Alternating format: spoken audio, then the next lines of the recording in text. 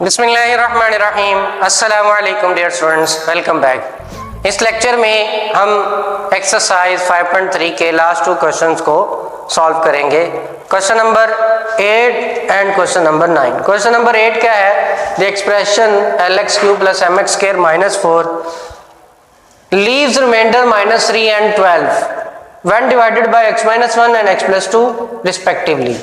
यानी अगर हम इस पॉलिनोमियल को इन दो कोफिशिएंट्स के साथ, इन दो फैक्टर्स के साथ डिवाइड कर दें तो रिमाइंडर जो है वो -3 पहले आएगा। अगर हम x - 1 से डिवाइड करें, x + 2 से डिवाइड करें तो रिमाइंडर 12 आएगा। रिमाइंडर 12 नहीं आता, बल्कि हम इसको जो भी आंसर आता है उसको -3 और फिर बाद में 12 के इक्वल लिख देते हैं। कैलकुलेट करना हमने L और M को, यानी L और M की वैल्यू फाइंड करनी है। पिछले जो हमने क्वेश्चंस किए अब तक उनमें हम इसी तरह के सिमिलर काम करते रहे हैं, तो ये इस क्वेश्चन को भी उसी तरह से ही हम सॉल्व करेंगे। क्वेश्चन नंबर 8 है हमारे पास।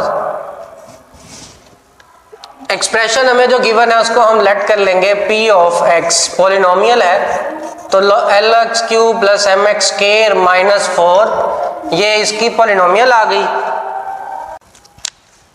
अब x - 1 और x + 2 ये फैक्टर्स हैं, इनकी वैल्यूज को पुट करना है। x की वैल्यू पहले आएगी 1 और दूसरी x की वैल्यू x + 2 को 0 के इक्वल पुट करके x की वैल्यू बनती है -2।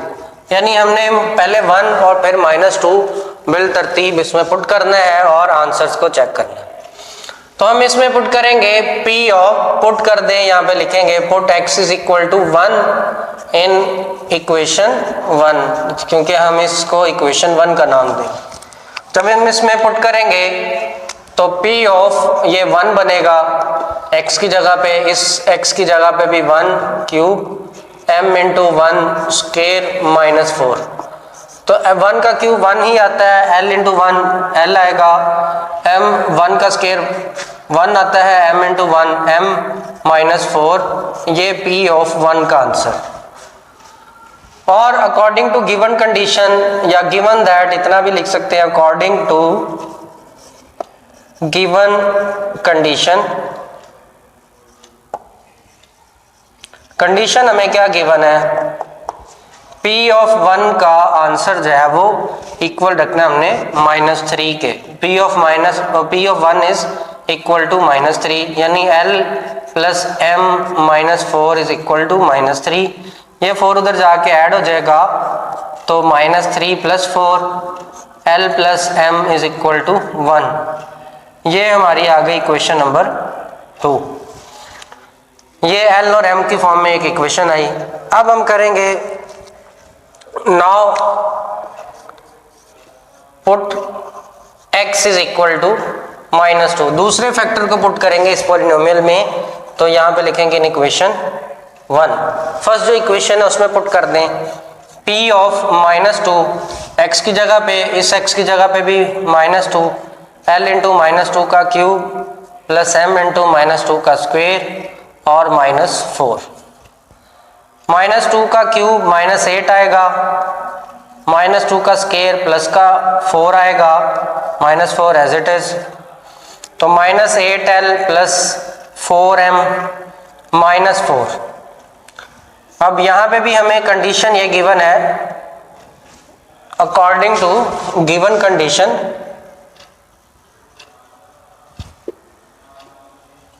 क्या कंडीशन गिवन है यहाँ पे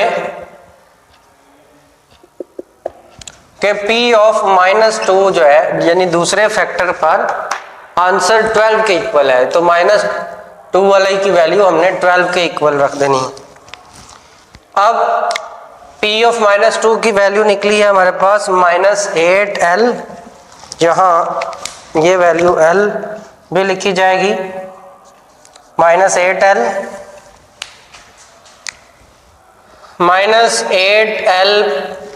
+ 4m - 4 इज इक्वल टू 12। अब ये जो 4 है उसको तो ले जाके ऐड कर दें, तो ये बचेगा -8l + 4m is equal to 12 + 4, ये 16 आया। पूरी इक्वेशन जो है 4 से डिवाइड हो सकती है, तो हम इसको 4 से डिवाइड कर देंगे, यहाँ लिखेंगे डिवाइडिंग बाय 4। इसको 4 से अगर डिवाइड कर दें तो -2l, यानी -8 को 4 से डिवाइड कर दिया, +4 को 4 से डिवाइड कर दिया और 16 को 4 से। हम ये भी कह सकते हैं 4 को कॉमन लिया और दूसरी साइड पे ले जाके डिवाइड कर दिया। ये इस तरह से कटिंग के बाद यहाँ पे 2 बच जाएगा, यहाँ पे 1 बचेगा और ये 4, तो -2l + m = 4 आ गया। और ये आ गई हमारी इक्वेशन नंबर 3। अब हमने कोफिशिएंट्स को इक्वेट करना है एल और एम के दोनों केसेस में, तो यहाँ पे भी 1 है एम के साथ, यहाँ पे भी 1 के साथ एम है, ये दोनों आपस में इक्वल है। अगर हम इक्वेशन को माइनस करवा दें, अब हम करते हैं by subtracting equation 3 by equation 2। Equation 2 से सब्ट्रैक्ट करें अगर हम इक्वेशन 3 को, या इक्वेशन 3 को सब्ट्रैक्ट करें इक्वेशन 2 से, यानी हम -2l + m लिखेंगे और 4, और उसके नीचे ये वाली वैल्यूज को ला के माइनस करवा देंगे। जब माइनस करते हैं तो साइन चेंज होते हैं, दोनों टर्म्स के साइन चेंज हो जाएंगे, एल का माइनस हो जाएगा, ये भी है माइनस, बल्कि तीनों के ही चेंज होंगे, क्योंकि प्लस है तो माइनस आ जाएंगे। अब ये दोनों माइनस के हैं, -3l बनेगा, क्योंकि यहाँ पे 1 है, तो 2 और 1 3, m से कट जाएगा, और यहाँ पे 4 - 1 यहाँ पे आ गया 3। ये 3 इधर मल्टीप्लाई हो रहा है, यहाँ पे आके डिवाइड होगा माइनस के साथ, ये कट के l का आंसर आ जाएगा -1। तो हम इस तरह से l का आंसर निकाल लेंगे। अब हम इसको पुट कर देंगे, पुट करना है हमने L = -1 इन इक्वेशन, हमारी किसी इक्वेशन, ये वाली जो इक्वेशन है इसमें हम पुट कर देंगे तो m का भी आंसर निकल आएगा। इक्वेशन नंबर 2 में पुट कर दें, क्योंकि सिंपल ये है। तो यहाँ पे वैल्यू है L की, L + m = 1, ये फॉर्मेट है। L की वैल्यू -1 लगाए, + m = 1, m = 1 + 1, ये माइनस हो रहा है, उधर जाके प्लस हो जाएगा, तो m का आंसर जो है वो 2 बन जाएगा। इस तरह हमने L का आंसर भी निकाल लिया और m का आंसर भी निकाल लिया। लास्ट पे हम अपने क्वेश्चन के एंड पे मेंशन कर देंगे इस तरह से, L = -1 एंड m = 2, तो ये हमारा आंसर आया क्वेश्चन नंबर 8 का। अब हम मूव करते हैं अपने लास्ट क्वेश्चन नंबर 9 की तरफ। इस क्वेश्चन में है expression ax³ - 9x² + bx + 3a is exactly divisible by x² - 5x + 6. Find the values of a and b. हमें एक पॉलिनोमियल गिवन है, उसको दूसरी पॉलिनोमियल पर डिवाइड करना है, यानी कि हमने इस पर डिवाइड करना है फैक्टर थ्योरम के जरिए से, क्योंकि हम ये क्वेश्चन जितने भी कर रहे हैं फैक्टर थ्योरम है। सिर्फ फर्स्ट क्वेश्चन है वो रिमाइंडर थ्योरम था, उसके बाद जितने भी हमने क्वेश्चन किए हैं क्वेश्चन 2 से लेकर ऑनवर्ड, वो सब फैक्टर थ्योरम से सॉल्व करने हैं। तो यहाँ पे हमें पिछले क्वेश्चन में फैक्टर्स बने हुए थे, यहाँ फैक्टर नहीं बने हुए जिससे डिवाइड करना है। तो हम इस पॉलिनोमियल को तो लिख लेंगे, मगर हम पहले फैक्टर फाइंड करेंगे। पहले पॉलिनोमियल लिखते हैं p of x is equal to ax³ - 9x² + bx + 3a। इसमें से हमने ये a और b की वैल्यू फाइंड करनी है, और हमें फैक्टर नहीं गिवन, हमें एक पॉलिनोमियल ही गिवन है जिसको इस पे डिवाइड करना है। तो पॉलिनोमियल की वैल्यू तो हम डायरेक्ट पुट नहीं कर सकते, उसका मेथड हमने कोई नहीं सीखा, लिहाजा हमें यहाँ पे इसकी पावर 1 की फॉर्म में इक्वेशन ऐसा फैक्टर चाहिए जो पावर 1 की फॉर्म का हो। यहाँ पे पावर 2 आ रही है और एक पावर 1 है, तो पहले इसकी फैक्टराइजेशन करेंगे हम। ये हमारा रफ वर्क है, इसको नीट में भी कर सकते हैं। हमें जो गिवन है x² - 5x + 6, is equal to हम रखेंगे 0, क्योंकि हम पॉलिनोमियल्स को जिससे डिवाइड करना होता है फैक्टर्स को 0 के इक्वल पुट करते हैं। अब यहाँ पे एक्स स्क्वायर इसकी मिड टर्म ब्रेक करेंगे, ये 6 है, हमने यहाँ पे लिखना है 3x और 2x plus 6 is equal to 0। इन दो को ऐड करें तो -5 आता है, और मल्टीप्लाई करें तो +6। तो यहाँ से कॉमन आया x - 3 और यहाँ से 2 कॉमन लें अगर तो x - 3। फैक्टर्स आ गए x - 2 और x - 3, यानी ये जहाँ पे ये जो फैक्टर थे x - 1 x + 2 उसकी जगह पे ये दो फैक्टर्स आए। अब हमने इनको बारी बारी x - 2 is equal to 0, x का आंसर 2 आएगा, और x - 3 is equal to 0, x का आंसर 3 आएगा। इनको हमने बारी बारी इस इक्वेशन में पुट करना है। तो पहले हम पुट करेंगे x is equal to 2 in p of x, या इन इक्वेशन 1, दोनों की जगह जो मर्जी लिखते हैं, इसको इक्वेशन 1 का नाम देकर ऐसे भी लिख सकते हैं, इन इक्वेशन 1।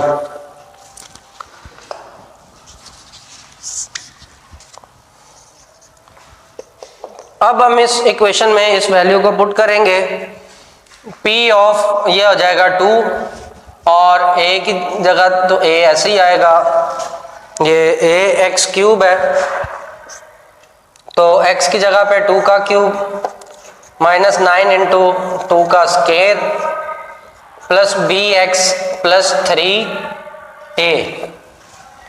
हमने यहाँ पे वैल्यू पुट करनी है, वैल्यू पुट कर दी है। अब a का क्यूब 2 का क्यूब होता है 8, तो 8 - 9 into 4 plus bx plus 3a,